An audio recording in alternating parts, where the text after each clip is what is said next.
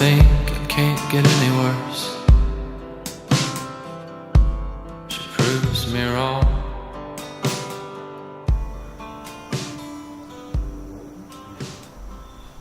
Okay, and welcome to the podcast. I'm here with Bennett and Katy McKinley.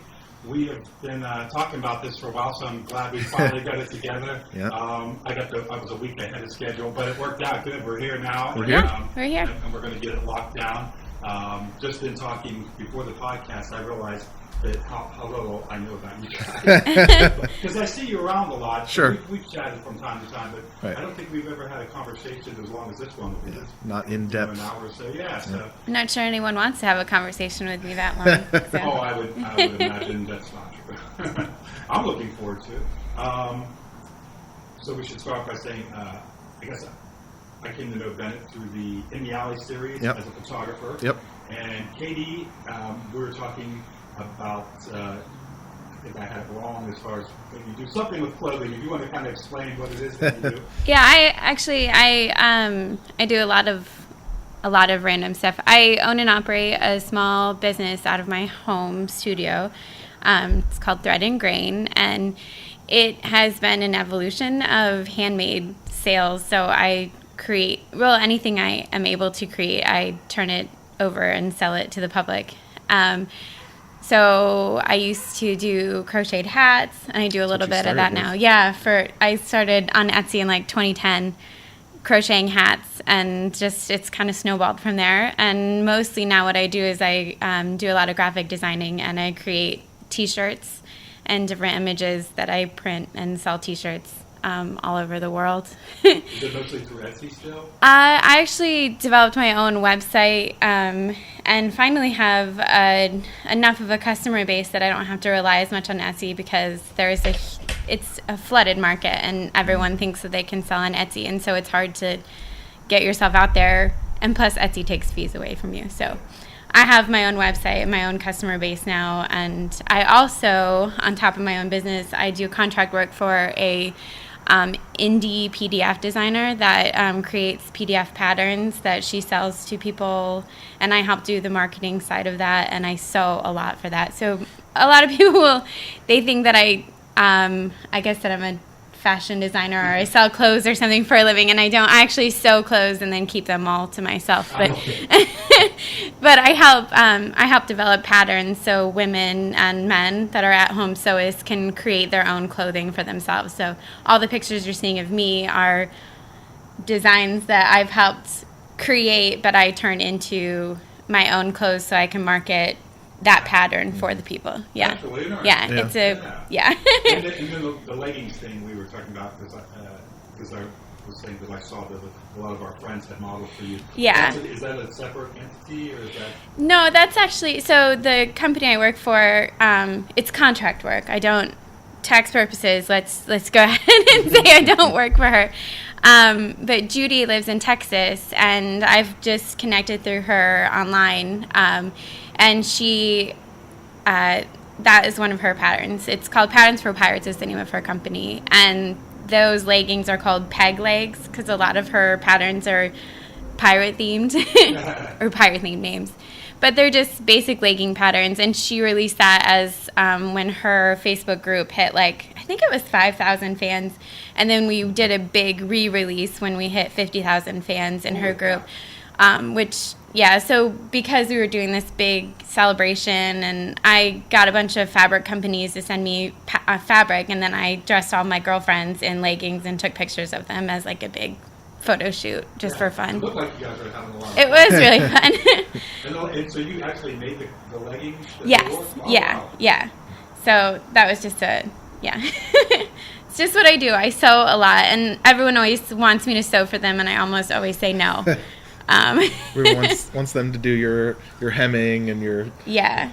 It's I sew for a living, but I don't sell what I sew. Yeah. It's a weird way to think about it, but that's how it goes. Necklace, I noticed. Yeah, that's we awesome. we made that. We have a CO2 laser in our studio upstairs, and we cut and engrave wood. So that's another part of the thread and grain side. I do a lot of things all over the place. Mm-hmm. Sounds like something you find interesting, and then you just kind of chase after it. Yes. Yeah. Very.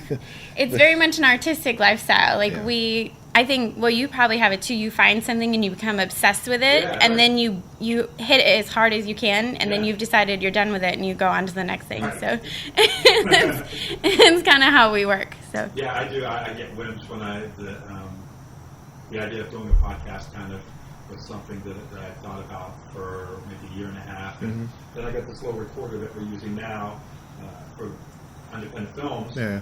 And I started thinking, well, I wonder if you could use that for podcasts. So I went on and found out that that's probably one of the most recommended recorders for podcasts. And then I found out that these microphones and with the stands and everything were really affordable. And so, well, it's Christmas time. I'm going to treat myself to a couple microphones and Nice. see if I could do it. And then it took me another 2 months before I actually booked a guest and figured out how to upload it online. Took another 2 months.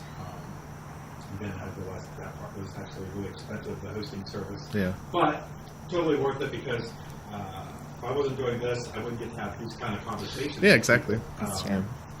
We were talking about Stephen Moore earlier. He was my first guest, and I'd only met him a few times before he moved away.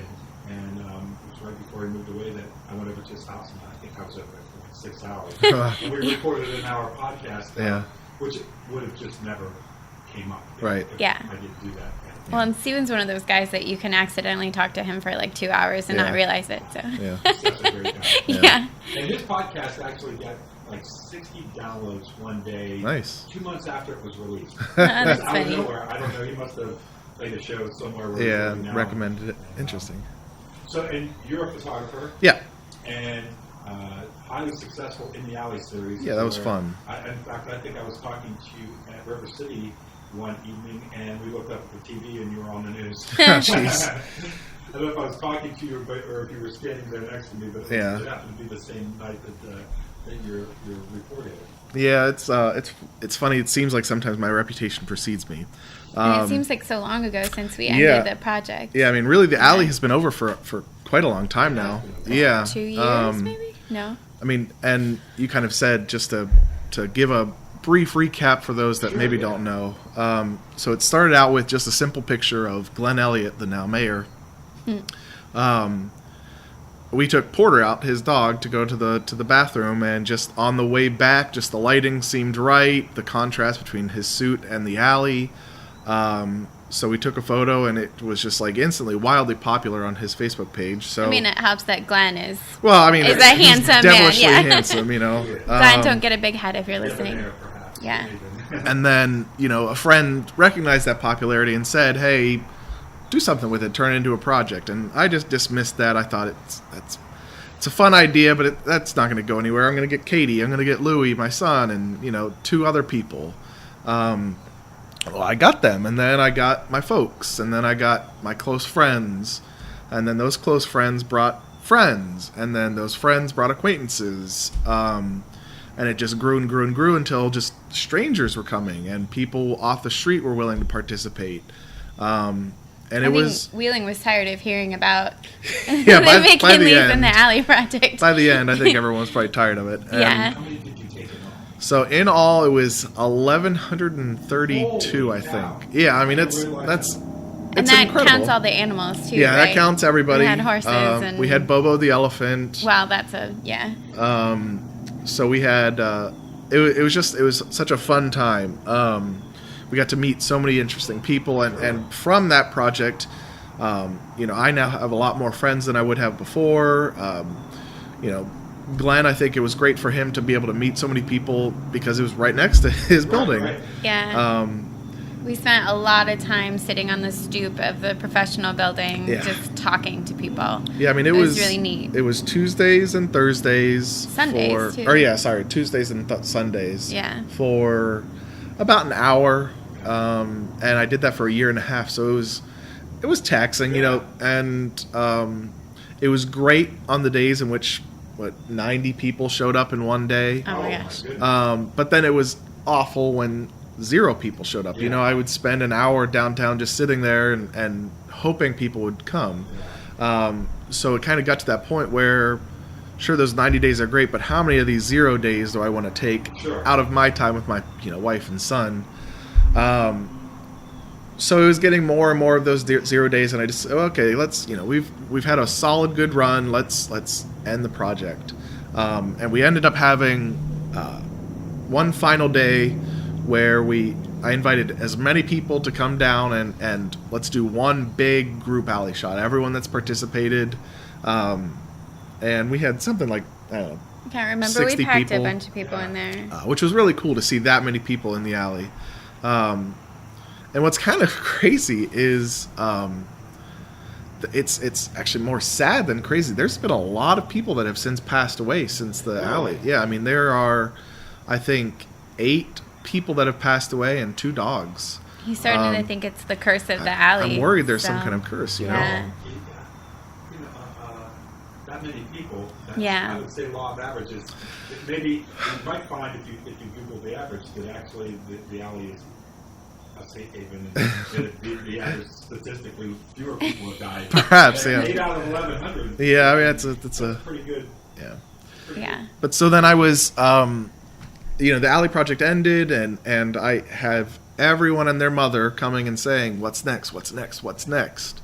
Constantly.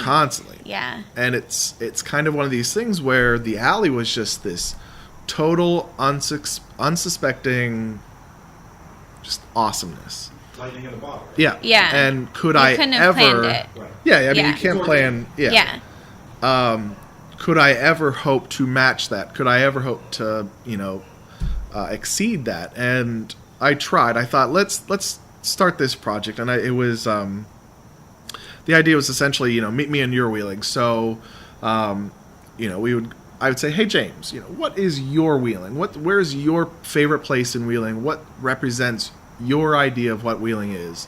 And it'd be the amphitheater or something, the Heritage Port or Later Gator. And so I would pick a time with you, and we would go and sit down, and I'd ask you a handful of questions, kind of a la Humans of New York, but also keeping it wheeling centric. And then the more, I did a couple friends and a couple family members, and then it kind of hit me where, so I had 1,132 people. If I do each one of those people and extra people that want to get involved, you're talking about a 10-year project, because that's not something you can just squeeze in on a Tuesday evening. Yeah, it's a much longer process. Yeah. I still think it's doable. I think we just you went back to school, Right. And Louis in school full time, and we're just working. It was just a lot of scheduling that we weren't ready to handle. Yeah. So I don't think it's it's dead. I think it just is. It'll be It's on tabled pause for a little while. Yeah. Maybe something with the volume will be. Yeah. Yeah. Yeah. Because I think it would be a really neat blog series to just get to know people more on a more personal level. I think it'd be a nice series for wheeling. Yeah. Yeah. Profile, one a week or one every 2 weeks, and where you have a nice write-up about the person as well as the photographs, and fewer people but more in depth. Sure. Yeah. Yeah. Yeah. It is a really nice idea, though. Yeah. Yeah. But to try and focus less on I guess the politicians and the who's who of wheeling, and make it just more about the people, the core element of wheeling, which I think was what made the alley successful, was Just because everyone. it was just everyone. It was all inclusive. It wasn't just the people that we wanted to be the face of wheeling, but it literally was the face of wheeling. I didn't invite anyone. Everyone just came on their own whim. I guess I hate bringing it back to the podcast, but I kind of had that same thought. Originally I started out with a lot of musicians and people that were doing things that I thought were noteworthy or special, including you guys. But also I've been having some guests on that are just people that I like, or people that want to come on. And I had Cara Daylor on, and I don't really know anything about her other than she was a very outgoing person and thought she'd be a fun person to talk to. Right. And more, I kind of like the idea of moving in that direction where all you have to do is be a human being. And Yeah. come on the podcast. Yeah, exactly. And we'll come up with things to talk Yeah, I about. mean, there are always stories. Yeah, exactly. I think very much in the same vein of what you're doing. And who knows, maybe we can partner up and do a companion piece where you do the photographs and I do the podcast. I mean, that could be Yeah. a fun project. One thing I always lament is that I always forget to take pictures of the podcast, and then I go on people's Facebook and grab profile pictures for the. I Yeah. figure if it's their profile picture, they don't mind me. Sure, using it right. for the It's kind of fair game. But I really should have one, which I'll try to remember to take one today. Yeah, we can You guys with the microphone. pose something Or and maybe I know a photographer will be here. That can I take the camera. we'll see if we know anybody. But I think that, yeah, to acknowledge that was kind of an organic thing that happened and that it isn't always easy to recreate something like that. Right. So following that, I dialed back the photography stuff and we started focusing on, our business. Katie started, I'm just kind of one of the lackeys, the helpers. You're the workhorse. Yes. But really that doesn't do that much work. You're more of a moral pony? support. Yeah. There you go. But so we got the laser cutter maybe a year and a half ago, maybe a year ago. Yeah, it was like May Yeah. ish. Just because it just seemed right up our, pardon the pun, alley. So we can cut through a 1/4 inch of wood, acrylic, cardboard. We can etch glass. And we can etch glass. Yeah, but so it's new machinery, man. We have been having so many problems with it lately. We were down for like a month and a half. Yeah. So we weren't able to do anything, and we sell these. I'm very big in the sewing groups on Facebook, and every time we take a picture, I have my sewing machine necklace. And those girls were chomping at the bit to get this necklace, and I'm like, my machine's broken. So there's been a lot of struggle with that. Yeah. But it's a fun machine. I mean, It it's is really neat. temperamental. It's a laser. Sure. But we've been able to cut some really cool designs, and it's great for Christmas ornaments, great for necklaces, jewelry. But then we've also created really cool little boxes. Like you can take a piece of plywood, thin, it's 1/8 of an inch thick, and if you cut it with enough of a repeating pattern, you can make it flexible. Oh, wow. So we've created these boxes that are just naturally hinged, and you can lock them, and they're really fun, and it's always interesting to experiment, but then at the same time, it's nice to just fall back and rely upon the jewelry and the ornaments. And Well, I feel like we haven't even, we've had it for a year, but we haven't even tapped into the potential of what we can do with it. It's just more of once we got it, we just started rolling it with it for the business side of things. Right. We need to take a week off where we just play with it and not in a business sense. Mm-hmm. I think that's incredible that you guys have kind of just followed what interests you and have been able to make a business out of it.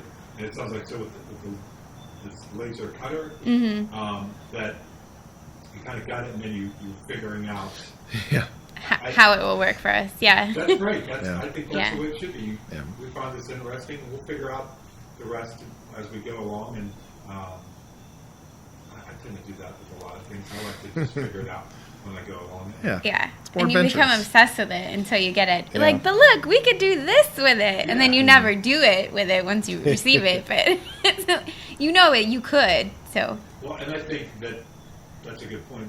There's a certain amount of confidence that you need to have to say, whatever it is, we'll figure it out. Right. Yeah.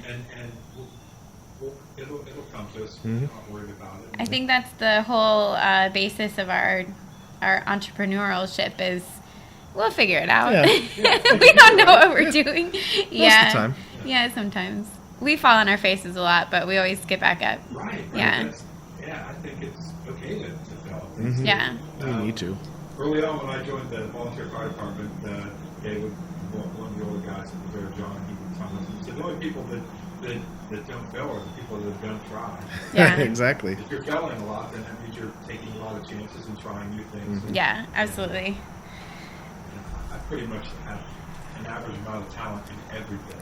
And I just find that by becoming obsessed with something and trying really hard to do the best I can, I can fall firmly in the middle. Yeah. Which is okay. That's a good place for a guy from St. Clairsville, Ohio to be. And yeah, I think oftentimes, especially with making movies, you walk in. We just did one at a gentleman's club that I'd never been into. And just walked in there, and I was picturing it in my head completely different. I don't know why I thought I could picture it. But on the fly, I had to kind of figure out where the actors were going to sit, how we're going to light it and everything, and we only had that one evening.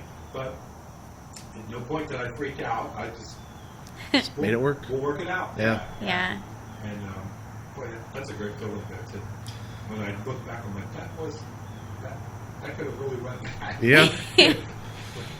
Even driving in the car, I was a little nervous, I guess. I really think we're going to get this. But it turned out really good. And that's, I mean, also, you guys have each other, and I have, like, really good people that I work with, and that definitely makes a difference. Oh, yeah. Yeah, I have a group of people that I constantly text with ideas too. I think, and they're not necessarily in the creative side of life, but I think they like to watch how a creative, crazy brain works. So I'll text them an idea, and then I'll text in like 6 ideas. By the end of it, it's completely evolved into something different. But just to have like a sounding board sometimes is such a great thing. But yeah, it's nothing ever is the way that you think it's going to go.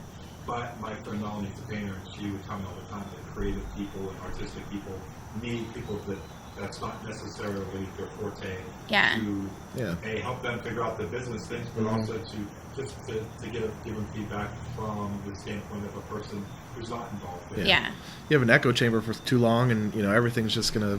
Sure. You have something outside of the box, and it helps. Yeah, because I imagine someone who's not necessarily artistic, that they would see it maybe more as a consumer would, and they can tell you if yeah. Or just even, like, if I see a design, I can't remember what it was. I had the word "so" written out, and someone kept thinking the W looked like an X. But I literally stared at that design for 3 hours, and I couldn't see it. But if they could see it, it means other people can, so I had to adjust it so, like, it was readable. You always need someone else to look at something for you, and apparently I don't see X's when I... Yeah, it was I don't know, it's different. I do rely on a lot of people all the time for, hey, what do you think of this? Sure. And they probably have no idea what I'm doing, but at least they answer for the most part. I think it's good to get feedback because, like you said, you can get in a bubble where I know when we're making a movie, it's real easy to focus on, wow, that was a great shot, that was a great shot, and then you put it all together, and I definitely know that by the end of the movie, I always tell the guys, I don't know if it's good or not. I'll wait and see what an audience thinks, because I tend to see all the mistakes and then all the really cool shots. Oh, that's a really cool shot, that's a mistake. And I don't see it in terms of a movie. Like the whole picture. Yeah, and it's very hard for me to sit there and not look for the mistakes. Right. Yeah. Whereas when I watch other people's movies, I don't look for mistakes. Yeah. Appreciating. Yeah, I just appreciate it for a movie. And if there's mistakes, if there is a mistake that I notice, I don't dwell on it in the way I do with my own stuff. Yeah. But I definitely have found I've gotten great advice from all kinds of people who have either read a script or saw a movie or just were hanging out when we were filming that made a suggestion that made a big difference. We were editing, neither agreed. My brother stopped by for 5 minutes and he threw out a couple of suggestions which we used, which were great. He had nothing really to do with it. He happened to be there that day. And that's perfect. Yeah. You had actually said that you were interested in getting involved. Yeah, any way I could. Yeah. I think it'd be fun. I mean, it's silly, but like we did a lot of videos in high school for projects, and I always had a blast acting, working the camera. So, I mean, that's cripes 15 years ago, but those skills are still there. Yeah, I would have A fun. lot of fun. Yeah, you can just let me know anytime, and I'll come do something. Yeah, we've got some things coming up. I'll get with you when we get done and get with the schedule. Yeah, sure. Have you come aboard. And, you ever want to come on and Oh, I don't know. I get nervous in front of a camera. you want to So. help, not necessarily sew costumes, but maybe Ooh. we don't have a costume designer. Yeah. That would be something that, as we get more and more into it, I realize how, even if we're just wearing everyday clothing, but it being specific to the role. Yeah, someone needs to piece it together for Right. you. Yeah. Yeah. Help all those different elements help build the character. Mhm. Even their shoes affects the way they walk, which is something that I'm learning. Yeah. If they're supposed to be in the military, even if we're not showing their feet, they're wearing sneakers. Right, they're gonna They walk. more casual. Yeah. Yeah. Yeah, I would be fascinated to go to like a big Hollywood movie set and see what their like costuming Costume. department Yeah. looks like. I bet it's just fantastic. Yeah. I would love to see, just the whole thing. I think it's Yeah. freaked me out. The amount of people that Yeah. are involved in the film production. Yeah, what were More than we- just a team, it's teams of teams. Teams, We yeah. were looking at the credits for Oh, yeah. Logan? Spider-Man. Oh, yeah, Spider-Man. And they had Robert Downey Jr.'s hairdresser, Robert Downey Jr.'s wardrobe consultant. Yeah. Like Robert Downey Jr. had his own little people Yeah. Yeah. on top of On top of what the movie already has of Right. 500 people. I think, the last Fast and Furious, every country that they were in, they had a completely different team of people. Yeah. There must have been 1,000 people Yeah. involved in making that movie. Yeah. Yeah, I can't imagine just the coordination element of that either. And now we usually have 3 to 5. And sometimes that gets tricky after. Especially when I'm not directing, then it's not too bad. When you're directing, everybody's asking you questions. Right. And 5's probably a decent number to Yeah. manage. Yeah. But that's the one thing I guess we all have in common is that DIY spirit of Yes. going out there and following something that interests us and not necessarily relying on a big entity. Mhm. Well, I rely on those big entities for inspiration, though. Oh, Sure, yeah. Yeah, It's out there. I think- Take advantage of it. I can't walk through a store. I mean, I can't remember the last time I went clothes shopping because I just sew all of our clothes now. I mean, what we're wearing, what Louis is wearing, everything is just made by me anymore.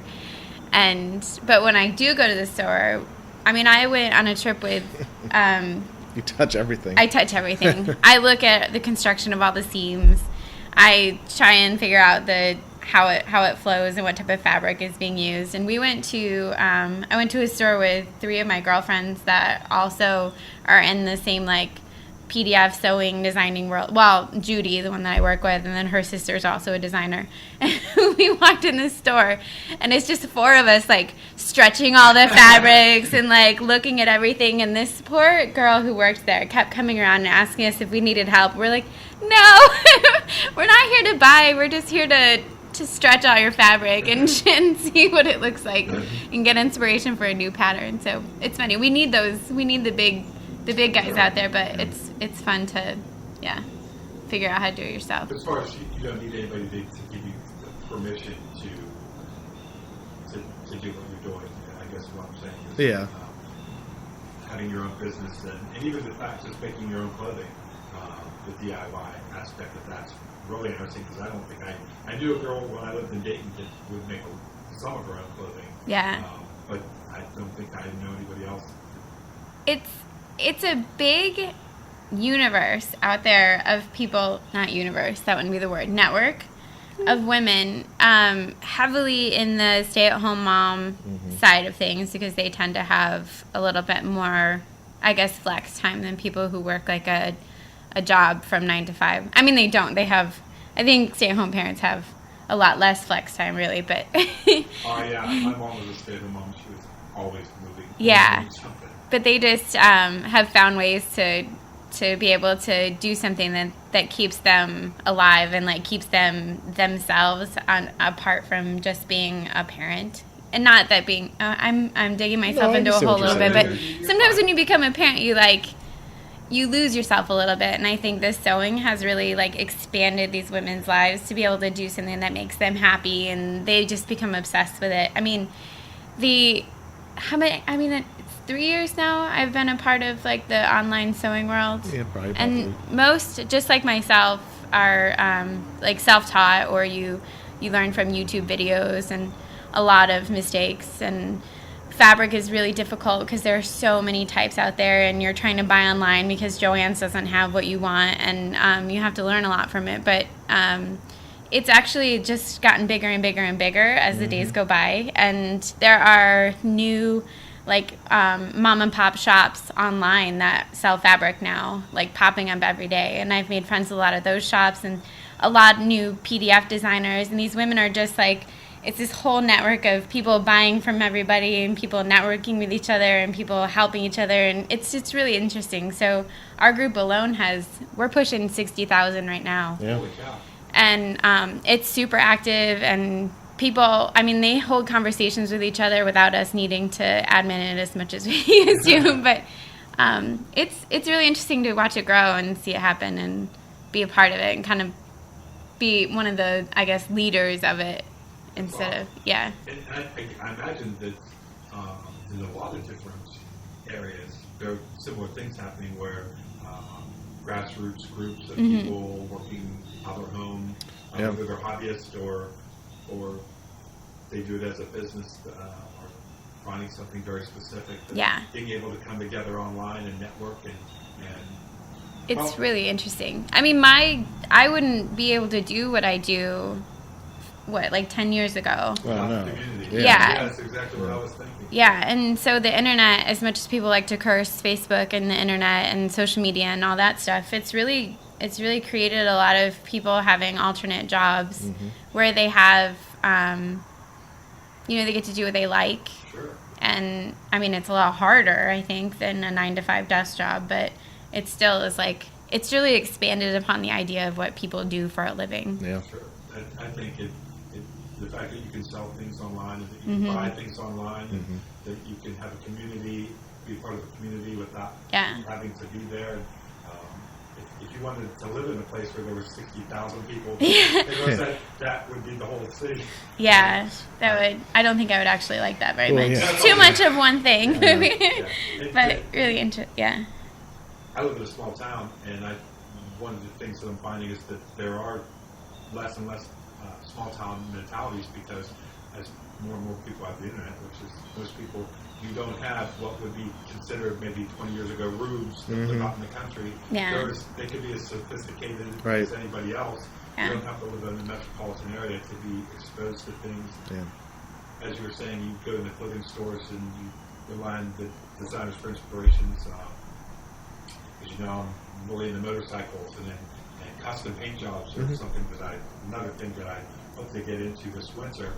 And so I can go on to Pinterest or even Google Images and look at paint jobs. Thousands of them. Thousands of them. And I have them all, like folders on my computer of all different styles and techniques. And then I could go on YouTube and watch a video, a tutorial on how to do it. I just did a tank that I posted the last couple of weeks that people seem to really like, and it was just kind of a dry run, but I learned that from looking at pictures and for inspiration and going on YouTube to learn how to do it. Yeah. And then becoming obsessed with doing it better and better. Yeah. Obsessed is the right word, yeah. Well, and that's like, I mean, that's how, so I mean, obviously the photography stuff, business side, alley side, but artistic, abstract, fun stuff that I've done, I mean, it's solely because of Google. It's solely because of, the internet referring me to interesting techniques on how to do steel wool. And then I said, steel wool, that's kind of cool. Yeah. And then it was, all right, what other light painting can I get into? And then, it evolved into, I got a 6-foot tall stick that houses 198 or let's just say 200 LED lights. 200. And what I can do is I can take an SD card, plug it in my computer, and take any image, any text, anything that I want, plug it back into that LED stick, and it will then display that image across a long exposure.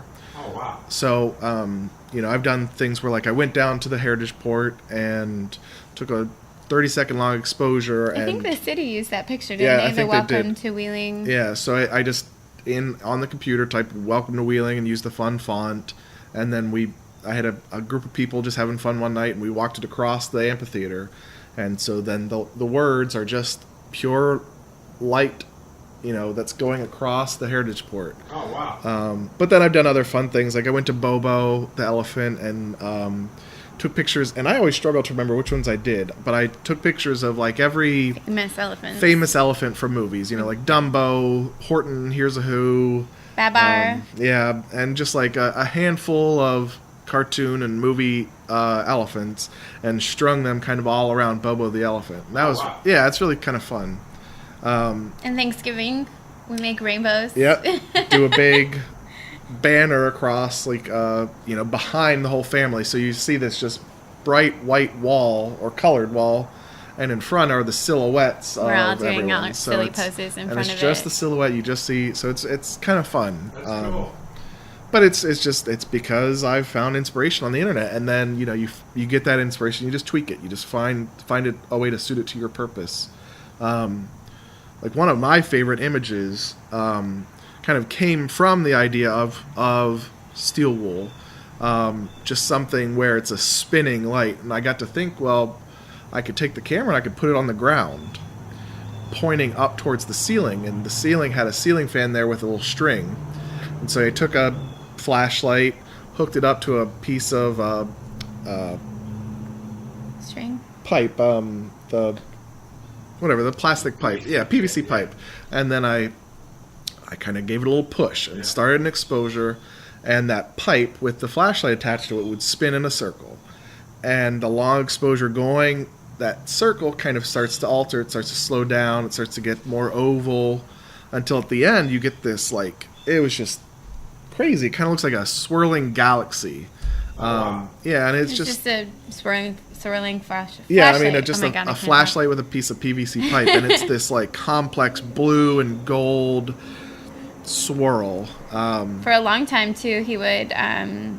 We had a lot of broken light bulbs in our house because he would light a light bulb and break it and take a picture, and like at that moment it would burn up, and then there would be like a beautiful wisp of smoke that comes out of it. And if you timed it just right, you could have this like really cool picture of a broken bulb. I mean, like, we had so many broken light bulbs in our and like 20,000 pictures, because you're taking a 2,000th of a second picture to try and catch that filament right at the right time as it's burning, but not too bright, but not too weak. And so I've deleted probably terabytes worth of pictures that it didn't match the perfect image. You have more patience than I did. I would have tried it 3 times.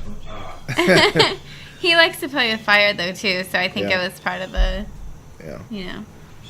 part of the fun. But I haven't really done anything abstract wise in a long time, and I miss it. It's one of those things where and it's definitely applicable for a lot of things where you do something for so long, and then you kind of lose your inspiration, and then you how do you find that spark again? Right. I feel like that spark is right here, right at the back of my head, just wanting to set fire to something creative, and it just doesn't. I just don't. I would love to get back into more abstract creative photography. I haven't taken. So what happened though was one of the other reasons which I've dialed back on photography is I've actually decided to go back to school. So I'm pursuing a degree in education, and that plus thread and grain, work stuff, plus being a dad, it eats up my time, and I'd like to say I'm too busy to do fun photo projects, but that's not true. I can make time, I just don't. I just haven't. Well, I have that same struggle. I think while I haven't written anything in a while, especially when Jeff and Ron and my other filmmaking peers are writing a ton of scripts and coming out with all this material, and I've been struggling with the script for an idea called Sassy Assassin since the premiere of Meet or Greed. Yeah. I came up with the title, and that was it's almost been a year now. Yeah. And periodically I work on it, but sometimes I think if the mojo isn't there, right, it's not there, but that feeling where maybe I need to take some more time, and periodically I'll sit down and try to write it. And lately I've been working on it a lot lately. I used to like to paint as well, and I always enjoyed painting. I wasn't particularly good, and I have all the paints and everything, and I even have a little area set up in my house, and I walk by it all the time and think, should pick up a brush. Yeah, it just And reminds I do you. it when I do. Yeah. But there's something to be said, I guess, for not pushing it. If Mhm. it's, I always say that hopefully someday I'll come back to painting or some of the other things that I don't do anymore. Yeah. And even with the podcast, I kind of feel like I should try to do at least for a month just because I paid for the service to host it. Sure. And there's somewhat an audience now.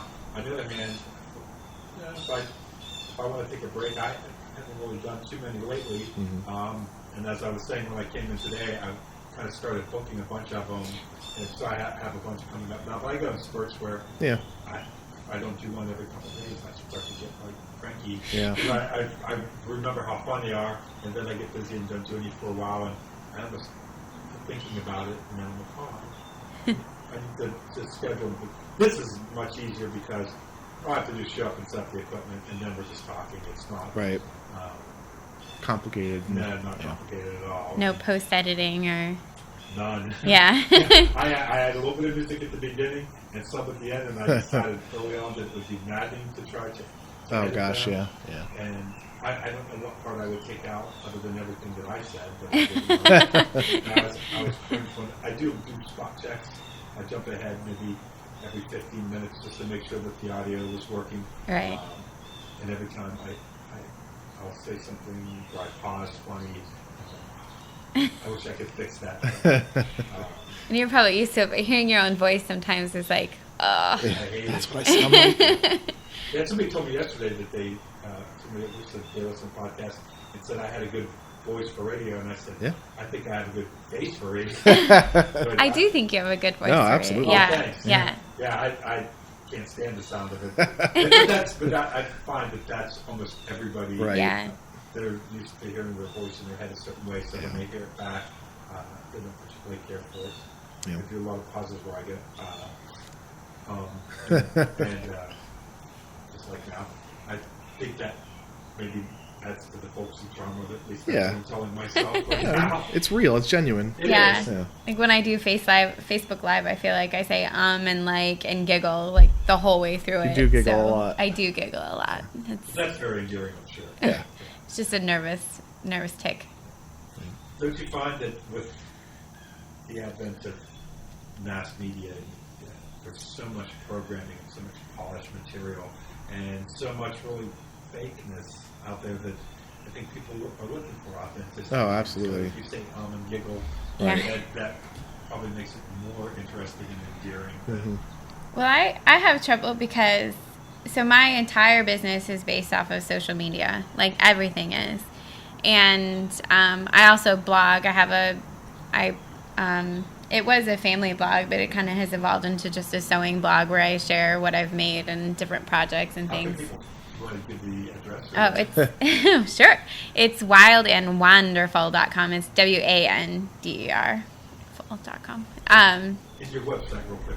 It's just threadandgrain.com. Oh, okay. Everything is and Yep. something.com. That was a struggle to come up with that name. Oh, names are so hard. We went back It is and very forth. difficult.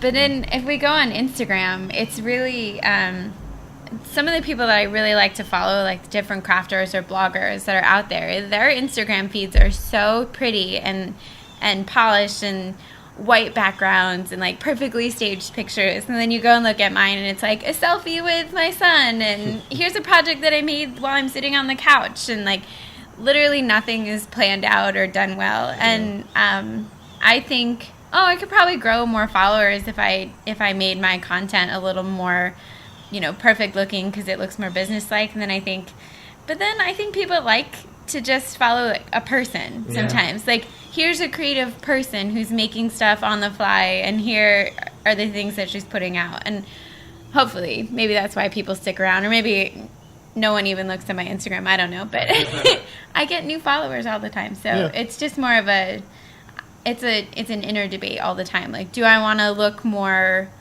put together, or do I want to just look like me? So I swing more to the me side. Yeah, that's why I think probably the me side is less work. So much less work. That's kind of going back to why I don't edit this podcast. It's less work, and I think that there's a charm in it being very individual and not too polished. And, Yeah. Well, and try and make sure like the garbage or something that's on the table is pushed aside before I take a picture.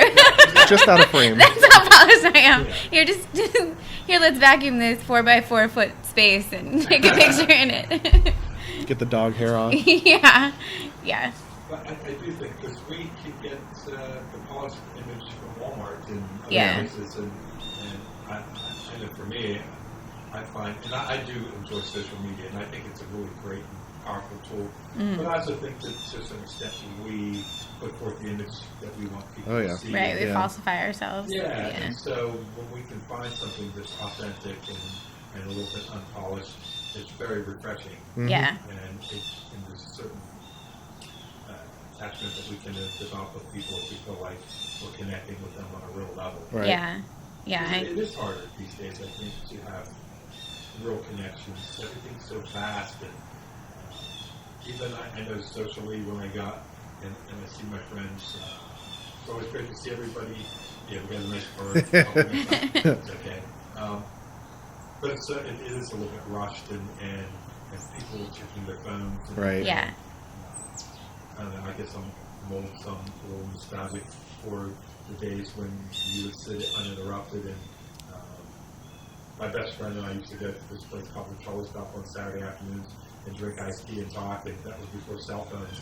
It was just me and him talking, and this podcast reminds me of that, where it's a very intense and intimate conversation where there's two people talking and there's nothing else going on. Nothing in between. Yeah. Yeah. That's why I like this.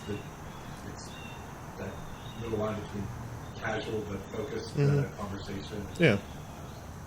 Some of the questions I asked that you would be weird if we were sitting in the later gator right now just eating food. And I ran into you guys and I started asking you about your business. And I feel like people do that anyway, though, with us. Yeah. So it's, Yeah.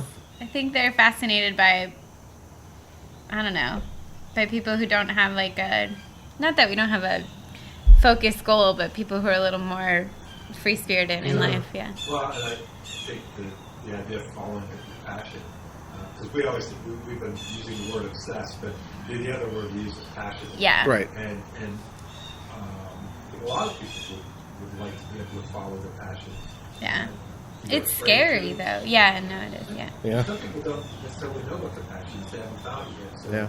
we're lucky people that we've found something that interests us enough to really focus on intensely. Go this far with. I think we talked about the people, like, we're okay with being really bad at stuff or failing a lot. And I think that's what stops a lot of people from doing anything is, and I mean, how many times a day do we see someone who says, "Oh, you're so creative. I wish I could do that. You're I'm so just not crafty. creative."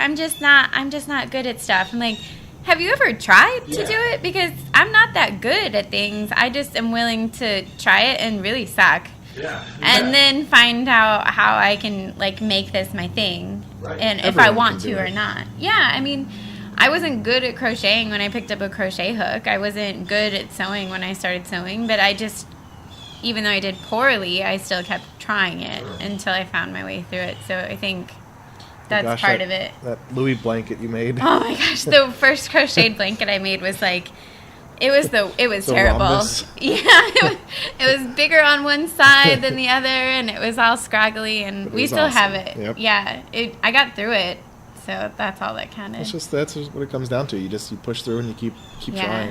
You keep trying. Yeah, you don't give up because the first one wasn't perfect. Yeah, Because everyone has it in it. Just because you say you're not creative doesn't mean you're not. It's just you don't try. I mean, granted, we have more of a. Oh, absolutely, I yeah. mean, my dad is an engineer, and my mom is. She's a baker and sewer, and I have both of their brains where I can just see something and I can figure out how to piece it together and make it. And I know that not everyone has Right. that visual brain that I do, but everyone can. I mean, there are so many patterns out there. There are so many things that you don't need to come up with that on your own. Just do it. And just the process of making something with your own hands is like so rewarding that. Yeah, I definitely think the idea of I can't, or I wish I wanted to. Somebody I probably heard on a podcast somewhere had said that, people say, oh, I wish I learned how to play guitar. And I said, no, you really don't, because if you did, you would have done it. Yeah. Have you ever picked up a guitar and tried to play? And because I always wish I played a musical instrument. Well, if you really wished you did, you would have tried. And then you'd be playing one. So those are the things I wish that I had done, I'm doing. Yeah. When I said to my brother 5 years ago, man, I think I'd like to get a motorcycle, he's like, you're getting a motorcycle. When I said I'd like to do a podcast, it took a year and a half, but in the back of my mind, I knew that it was going to happen. Yeah. Same with filmmaking and all that stuff. Once I wished that I would want to do something, it's pretty much going to happen, because I take that next step, and or I just decide that I don't want to do it. And it's never it's either I'm going to, or what's the Karate Kid line? Do or don't do. There's no try. Wait, isn't that Yoda? That's Yoda. Oh, come on. Oh no. Talking to Star Wars people. Comic book podcast. I'll go over that with you. No, I think the only things that I don't do that I want to do are things that I know I'm gonna put way too much focus into, and I'm not ready to spend that much time. Like I can crochet, and I would love to learn how to knit, but I'm afraid once I start knitting, I'm just going to be knitting all the things, and I'm going to abandon all the other projects I have. So it's just one of those, like, I'll get to you later, because I can't put my focus on you yet. There is something to be said for saying, I just don't have the capacity to take on another. Right. I had bought an old pickup truck, and I love cars as much as I do motorcycles and trucks and things like that. And my idea was that I was going to redo it and make a really nice truck out of it. And finally, I had to sell it, because there's not enough hours in the day. Yeah. This would take way too much time. So. Or if you started it, like, that would be the only thing you do. Right. And it would be your focus. I would have to give up everything else. Right. So I think when you, like we are, where we take on different things and you know yourself, you also know when to say that I can't do everything and without giving up several things, and time management, I guess. Right. Yeah. But hopefully one of the things that people get from listening to this podcast, and early on the one with Brandon and Melissa, who kind of are doing the same thing you guys are doing, is that idea that you can do it too. Yeah. And find that thing that you're interested in and go for it. Yeah. And trust in yourself, and be okay with making mistakes. And I think I think being willing to give yourself a big pat on the back and share it with people also is nice. I think we're so focused on making sure, or like you constantly want to stay humble. Like, you let little kids will run and they'll say, I'm the fastest runner in the world. And you're like, heck yeah, you are. But then when you do something that you're really proud of, you never tell anyone, because you're always afraid of, like, them thinking you're bragging about it. And it's like, brag away. That's what we always want to own it. Yeah. So I think that's something else too, is like, if you do something and you do it well, share it. Yeah. Be proud. People will be proud of you too.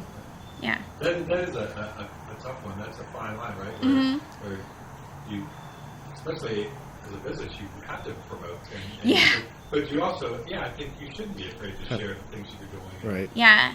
I mean, the first time I did a in-person sale, like at a booth at the waterfront, I remember people would say, oh, this is really neat. And I would say, I learned this from my mother. Oh, I didn't really work that hard on it. It's really easy to do. Don't worry about it. And then no one would want to buy anything from me because I'm downplaying it all. So I think part of the thing I had to learn was, I did make this. It's really cool, isn't it? So. That is a thing I guess you have to learn. I'm still kind of working on that. The movie premieres are particularly hard on me because, I can't say they're hard on me, but it is different when people come and say, I really like the movie, and I just try to listen. Thank you very much. And, the other night when we were at the Gentleman's Club, one of the employees said, I never met a film director before, and my gut instinct was, I'm just a guy that works in Willing Hospital. But I just like, well, it's nice to meet you. Right. Because I figured why spoiled. Yeah, exactly. Right. Director. Big time. Well, they did. Yeah, I mean, they did. They did, and I do, Yeah, I think you have to stay humble, but also be okay with telling people how awesome you are. Yeah. And it's kind of a... It is. Because when people come up, I guess, and tell me that they enjoy the podcast, I'm always very grateful. But at the same time, I have to approach people for guests and say, hey, I do this podcast, and it's been pretty successful, and I got, this many listeners. Yeah. I think it'd be really fun if you come on, and people that come on say that they have a good time, and I can give that little speech, but it is. And then I also, a lot of the stuff I do, I promote just right on Facebook. Yeah. So I worry about oversaturation. Yeah. Oh, yeah, I know it's got another podcast coming out. I know when we have a big movie premiere, it just gets plastered everywhere. Yeah. And I start to get stressed out about that. People going, how's this guy bombing my feet with film stuff? But I think people also are understanding. Yeah. That when there's the Third Friday show, that same thing happens. Yeah. I think there's a sincerity of excitement, though, for you versus someone who's just trying to, like, push an agenda. I think there's a difference in tone, and people are usually okay with people that are just really proud of what they've done. Yeah. And certainly with the film, the podcast, I'm really excited for people to hear what the other people have to say. Yeah. The one with Joshua Lee, where I talked probably less than the other one, which is one of my favorite ones because I try to keep it focused on what the other people are saying. Yeah. And I worry if I talk too much. But mostly. Something that I kind of wanted to go back to, you were saying that, in addition to being a mom and everything, that it's been important for you to have the business and to have your sewing. And I think that's really okay and important because you're worried. Well, I didn't want to downplay stay-at-home mom because Right. Bennett's actually the stay-at-home dad. He was taking on the parenting role as a full-time gig while I was working. And although we work out of the house and I'm still here, I wasn't doing the constant caregiving. Louie and I were on the playground thing, and Yeah. I never want to diminish parents ever, or non-parents. And Anyway. I was just saying, I don't think you were. Yeah. And for most people, they have that experience where they leave the house and they have this whole life at the office, Right. or their job, where they can experience completely different things and have express a different side of themselves. And when you work from home, or if you're a stay-at-home parent, I think it's important to have something outside of your everyday life that makes you feel good. Certainly for me, being a receptionist at Willing Hospital, which is not a prestigious job by any means, Right. making films and doing a podcast, it adds something to my life that I needed that would be missing. And I like my job, and it covers my bills very well. But if that's all I did, I think I would feel like I was missing something. Yeah. Sure. So it's good to have that creative outlet. Yeah, I think so. Well, of course we think so. Everybody's lucky, I guess, that if we have the ability to find something like that. Yeah. So, are you guys both originally from Willing?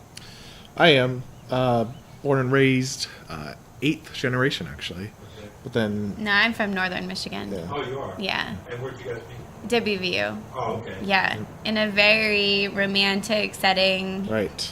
playing beer pong on a table that was ripped off of actually it was a door. No, it was plywood. Come on. It was plywood? Yeah. I thought it was the door that had been unhinged and we were playing beer pong on it. But, yes. I remember you guys saying later Giver one night when I ran to you where you had a quick discussion about how you guys are kind of an unlikely couple. Yeah, I mean, I guess, I hope Mom's not listening, but I was pretty much a barfly and very much a socialite, and I loved to, absolutely. I loved going out and dancing and being loud and just. And I did not. No, it was quite the opposite. Staying at home with friends. Yeah. Playing And video just games. our personalities meshing like that, or just meeting in college, because college is such, like, you're a different person in college than you are, when I'd like to think that I'm the same, but just a little more toned down. Maybe. But yeah, we just. Since college years, we're finding ourselves. Yes. So we are. I mean, I was good, but I wasn't as good as maybe. I didn't tell my mom everything I did in college, so yeah. But I think, like, you being the up to my down, I think it's a good mesh. Yeah. It's when she's up too high, bring her down. When I'm down too low, she brings me up. You bring me down. Yeah, I guess maybe I should. Yeah. Maybe I should have worded that differently. But Yeah, no, we, yeah, it was just, we met through a mutual friend, and, I don't know, I still think we were an unlikely pair back then, but, I mean, it was immediate that we were, yeah. Because you guys seem like a very natural couple, like, oh yeah, those two, of course they would be together. That's good to hear. Maybe Yeah. that's something that evolves over time. Right. I like to think people think, whoa, she's too pretty to be with him. No, I'm kidding. That might be I've true. heard that said, whispered. Yes. Yes. It's the rumor around town. Yeah. There'll be a group of 10, 20 people gathered around looking at you guys. Whispering. What are you guys talking about? How she's They looking are. good?" They're like, well, it's just, we can't get it out of our hands. She models for her own pictures Right. on her own Well, no, blog. I model too Oh, that's sometimes true. for you. You are So a model. Yeah. Yeah. Do you, I know for me, I live in outside St. Clair, so didn't really expect to come back here, but I'm so glad that I live here now. Yeah. Well, we tried to leave. yeah, we weren't at first. So Yeah. we were like we actually went up to Michigan. Yeah, we lived in West Virginia, or I mean in Morgantown for a little while together, and then we moved to Michigan. Yeah. Because sometimes you just need, like, Morgantown's awesome, but we just needed to get out. Like, we had spent the amount of time we needed to spend there. Yeah, you can't stay in your college. Yeah, we were getting real tired of all the college kids. I mean, we were still college kids, but we were just, it was time to go. Yeah. And we were sad, but at the same time, it was a time to exit, Yeah. and I think it was a good time for us. And so we came back to West Virginia kind of accidentally. We were thinking about going out to New Jersey. New Jersey, and we had this whole big plan, and to the point that we were certain it was settled that Yeah. we quit our jobs in Michigan. We got out of our lease at our apartment, and then it just fell through.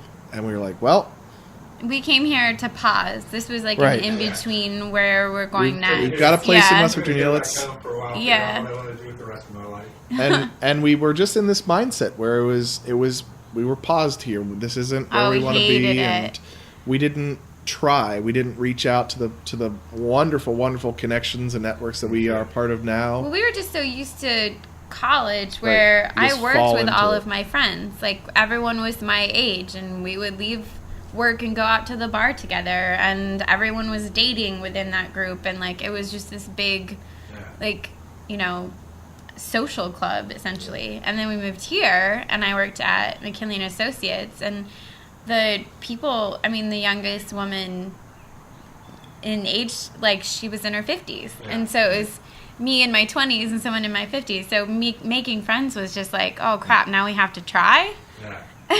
Like I'd like We to say didn't do well. it's easy to isolate yourself, but at the same time it's not. I mean, we chose to because Yeah. I don't think it's hard at all for what we do now.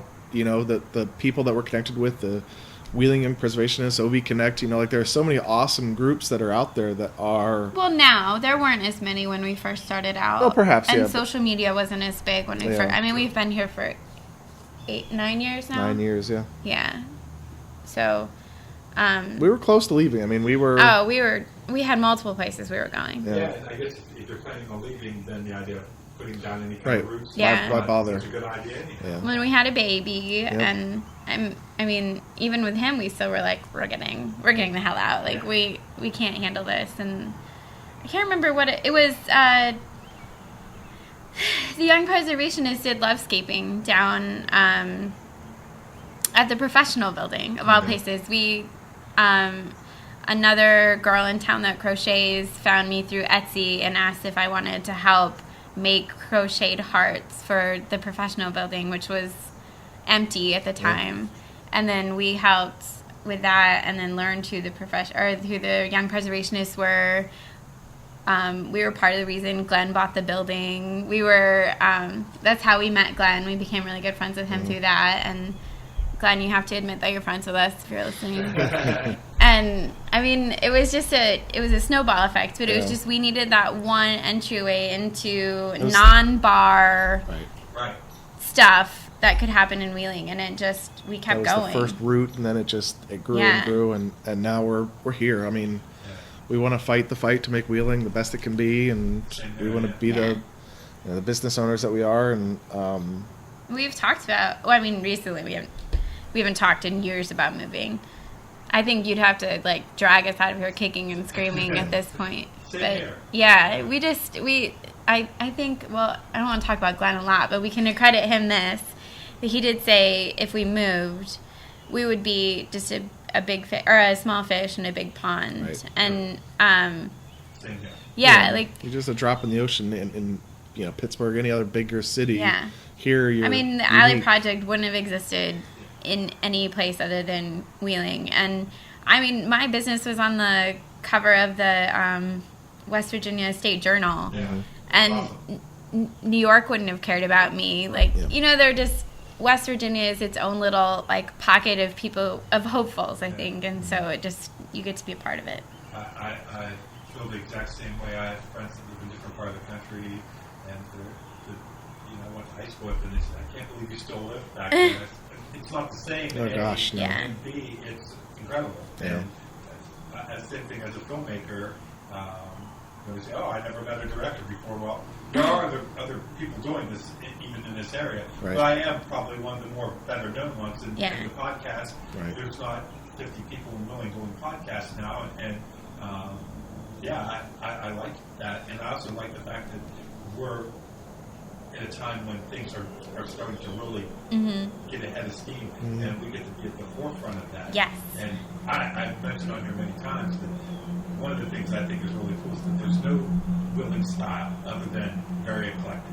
Like I was talking to Jake one night, Jake Doherty, Yeah. and I used to have this thought that one thing would come in, kind of the way Nirvana did with Seattle, and put it on the map. And as I was talking to him, it occurred to me that it's the eclectic nature of the people that might be the thing that makes Willing this gem. That it already is, but that where it's known as a gem, Yeah, I the agree. way Nashville is, or some of the other Right. mid-sized cities, where someone can come into town, either they get transferred here for a job, or they just come to check it out, and they realize that almost anything that they're interested in, there's somebody doing Yeah. that thing very passionately, but not everybody's doing all the same thing. It's Right. not Yeah. known just for music. It's known for the fact that whatever you're interested in, people will support it, and that's the other thing is people are very supportive of what everybody else is doing. They show a lot of love Yeah. to. Yeah, it's really true. It's very, very supportive. People don't hate on people for being successful, and that's not always the case everywhere. Yeah. It is. I couldn't imagine trying to do the things I want to do.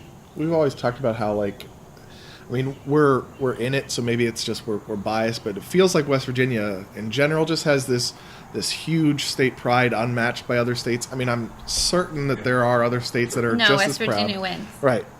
But it's also kind of the same for Wheeling. Wheeling just has so many awesome cheerleaders. Somebody that I work with knows that I know Ryan Butler from North Brewing, Yeah. and she came out of her office just to tell me that she's been craving, avid for Ryan Butler's food from Willing Brewing, and that she was going to stop on the way home. And I ran into her one night when she's in there, and she just had to stop to tell me to let Ryan know how much he enjoys his cooking.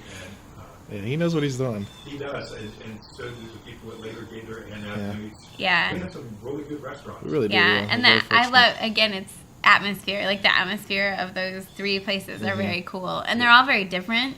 Yeah. So that's kind They of, are. yeah. But they're, yeah. Going back to that, like, eclectic Wheeling kind of idea. Yeah. I mean, Susan having all the little, like, where the tile was broken, where she just pieced in new pieces of tile. Yeah. Like, that's so cool. Mm-hmm. People, I don't know. It's just, It's again, it's authentic when you go to, I guess one of the chain restaurants where they have the antiques Right. on the wall. Right. They tell that they have a designer come in, Yeah. and they're never going to move. They're never going to change that fishing rod that's right. cleverly hung Right. up there. Will be there forever. Yeah. Yes. And that it was put there by a designer and not by someone that's Not by Susan on a ladder hanging up a bucket. and then it evolved over time, and we've had these kind of screws that way. That's what we use. Right. Your eye picks up on Yeah. two symmetrical or 2 3 I mean, and some people might like that, but Yeah. I don't. Yeah. I like more of the, I guess we're just too artsy fartsy for our own good. Yeah, I like folksy and homemade. their food is incredible. Yeah.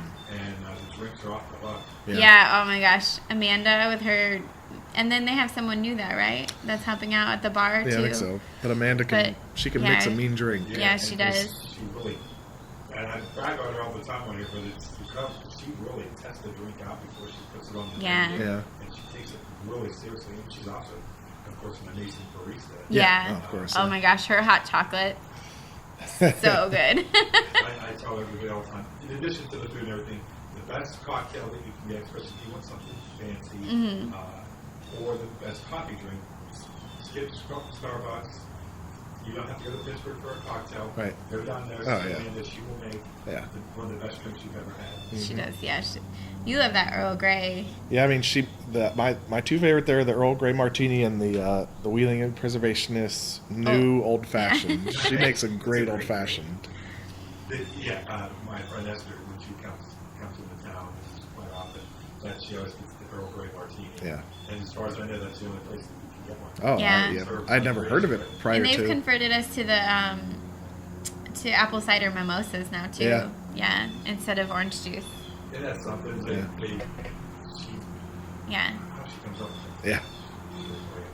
I had a little snap to it again with my equipment, but luckily I caught it in time. So I guess I should have said it. No one No one would would have known. have known. That's all right. That's all right. They should know. Scandal has been broken. Yep. I guess it's good that I should that I'm okay with admitting my mistakes and not trying to cover them up. Yeah. I make so many of them that if I try to cover them up, it would be too much work. It's true. It goes back to the idea of like authenticity and being genuine, you know? Yeah. Speaking about my friend Esther, she reminded me of something that we kind of touched on earlier. She's a violin instructor. And she always said that a student that comes in with average talent, but they have to work hard to be good, does better in the end than someone that's naturally gifted and didn't really have to work for it. They tend to not work that hard at it. Yeah. Yeah. And they may end up really good, but it seems to be the people that have enough talent that they don't give up. Yeah. And it's really the working hard that makes you excel past everybody else. Yeah. And I think that's definitely true. Seems to be what follow with what we've all said here today. So if you're out there listening to this and you feel like you don't have any talent or maybe just a little bit of talent, you are in the sweet spot, my friend. So, You're not talentless. You have potential. Yep. yeah, absolutely. And it really is focusing time and energy on things and being okay with not being great at first. Yeah. And even I played drums and I was definitely in the bottom third of my class in high school and grade school as a drummer, but I ended up probably playing more after high school than anybody else. Nice. because Oh, yeah. I wanted to do it, Yeah. and I was okay with not being that good, and eventually hours and hours of not being good led to being better and better. Well, I think part of it is too, like if you know the rules and you know, I mean, even if you're not good at doing it the way that you're supposed to do it, at least you are aware of it and then you've found your own path. Sure. So like, you learn the rules to break the rules? Yeah. Isn't that part of it? So, yeah, you don't have to, using your own method to get from point A to point B is fine. Yeah. In So- fact, that's probably the best way to do it. Yeah. Yeah. Well, and also I think enjoying the process. Yes, Oh, the process big is my time. favorite part. Yeah. And the fact that knowing that because you're not that good, because you have so much to learn, that makes it even more fun and more the challenge of it. And that there's all these little things that you can achieve. That if you embrace that and you instead of looking at, well, when I get to this goal, I'll be happy. Right. Yeah. Where achieving the goal is the part that makes you happy. The process of doing it, that helps a lot, I know, for me. Yeah. But if it became too easy, I might lose interest Yeah. quickly. I don't know. I feel like I've been very blessed that so many people. I literally asked. No, I've said this before. I literally thought that there would be 5 weekly listeners at the beginning of the podcast, and then it evolved to 10. Yeah. And then after a year, it'd be back down to 5, and it'd be 5 different people. So the fact that there's considerably more than that. Yeah. Yeah. Great. That's awesome. Yeah, it's, I try not to look at my stats too much because I don't want to become obsessed with the idea of if people are reading or not. But sometimes you look at them and be pleasantly surprised with where you're sitting compared to. Yeah. Mm-hmm. I think it's always good to have lofty goals and reasonable expectations. Right. And actually, my expectations are generally very low. So anything good that happens, Right. I'm always It's very like- grateful and surprised. Yeah, I just assume my Aunt Vicky's the only one reading my blog. So to go and look and see that there are some more zeros behind those numbers, they're nice. That is nice. Yeah. Probably the fact that it comes from your heart helps a lot, and the fact that maybe you weren't writing it with the intention of getting a lot of the numbers, but you were Yeah, just being your true self. Yeah. hopefully. People like a weirdo. They do. Yeah. I think you stand out more, right? Yeah. You can maybe stay in the middle comfortably by being completely normal and mainstream. Sure. But you'll never get above that. Right. Yeah. Where if you're a weirdo, if you're different, you're either going to do really great or you're going to crash and burn. But when you think of all the people I look back at music, someone like Prince, when he came along, he was very different. Madonna was very different. Yeah. And had they played it safe, they would have had maybe an average career, but they were bold and they had a great career. Even the Stooges and the Yeah. Ramones. Yeah. Had they tried to be like everybody else, Right. they would have maybe different. had marginal careers. I mean, I'm sure it took them all individually a lot longer to get signed to things because they were so different. But Sure. it probably, in the long run, was a way better choice. Yeah. Yeah. I think they would have never been revolutionaries. Yeah. So I can definitely appreciate that. Yeah, you sometimes have to take a bold risk. Yeah. I've not really taken too many bold risks yet, but other than just actually doing things. Well, you're throwing yourself out here for this, you know. It's Sure. Yeah. it's bold. Our Yeah. bold risk, we actually just celebrated, we didn't really celebrate it that well because I was gone, but this is we're going into my 4th year of self-employment. Yeah. So That's awesome. to like, I mean, some days we're eating ramen, Yeah. but you can sometimes have to just do it. Yeah. Yeah. We're happy and healthy. Yeah. And probably the idea, before you did it, man, there's going to be days we're going to have to eat ramen. It's, Well, I mean, actually I there like is ramen, yeah. so it's really not that- Isn't it really so worth it to be self-employed? Yeah. It sucks that we're eating ramen, but no, it's not like the worst Yeah. in the world. Yeah. I find that whatever hard things come with whatever it is that I take on, and I thought about it before I did it, I might have scared me away. But once you're in it, you're like, it sucks. But it's worth it. Yeah.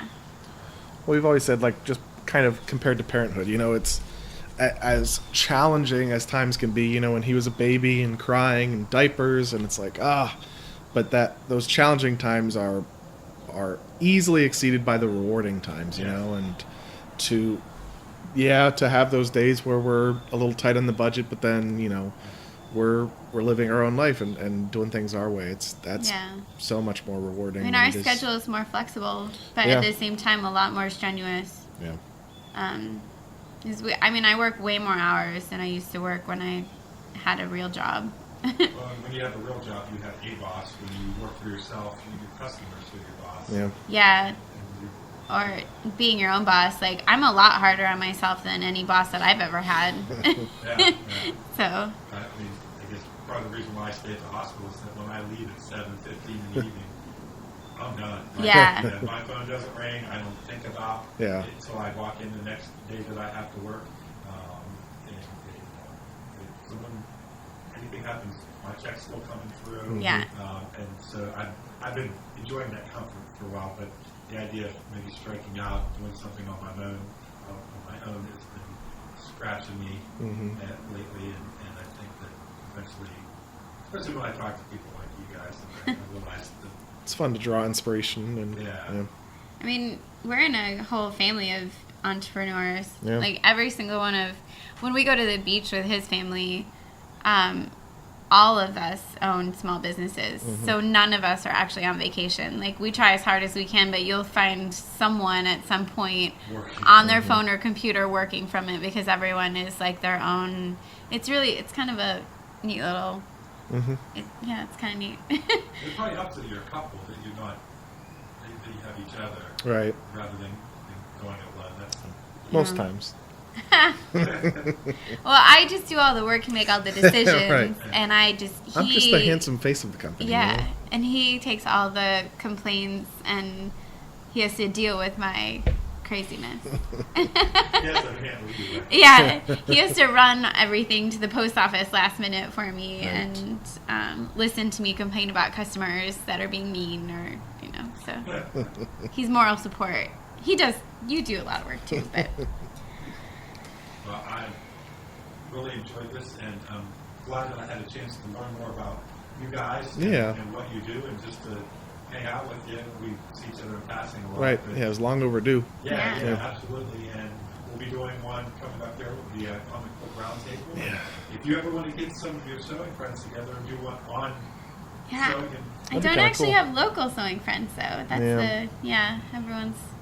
Yeah. If they ever come into town or something, it's true, that would be fun. Even if you just find one other one, or if you want to just come on and talk just sewing and patterns and all that stuff.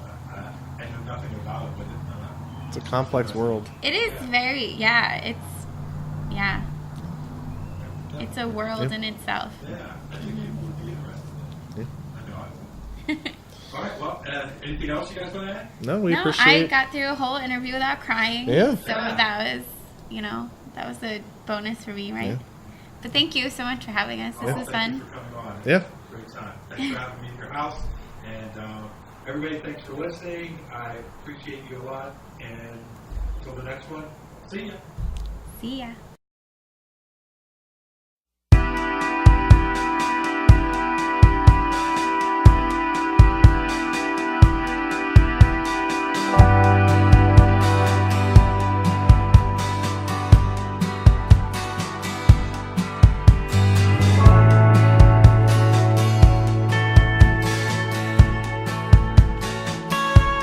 I wish I didn't know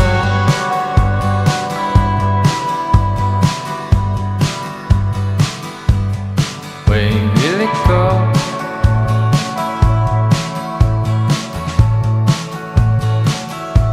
I pretend you left a note.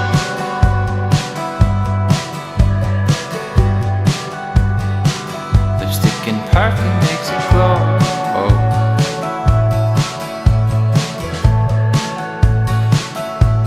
Said it was the first time, let it be the last.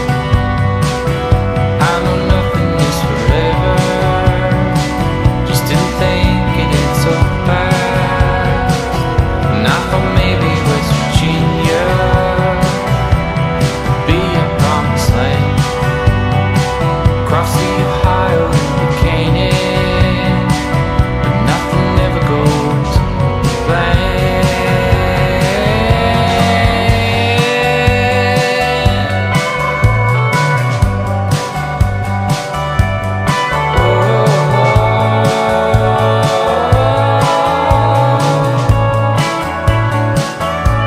I'm sitting by the phone,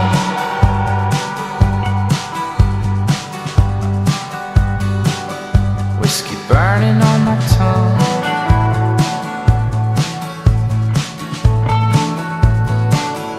One more drink and you'll be gone.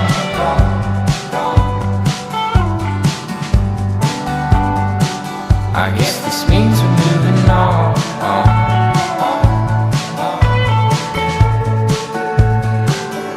Moving on until the next time. Always living for the past. Maybe everything's forever. We live the roles we've been cast, and we thought maybe West Virginia would be our promised land. Cross the Ohio.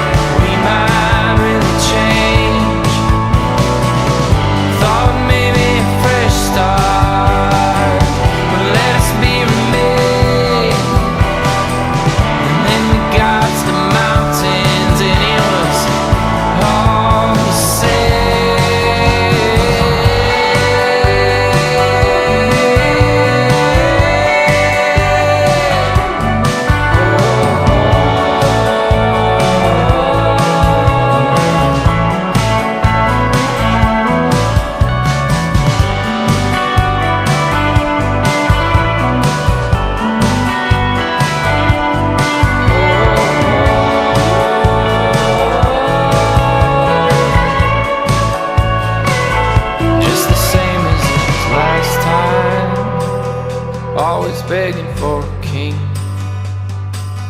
Tell me it would make a difference, and I'd give you a ring. And then maybe West Virginia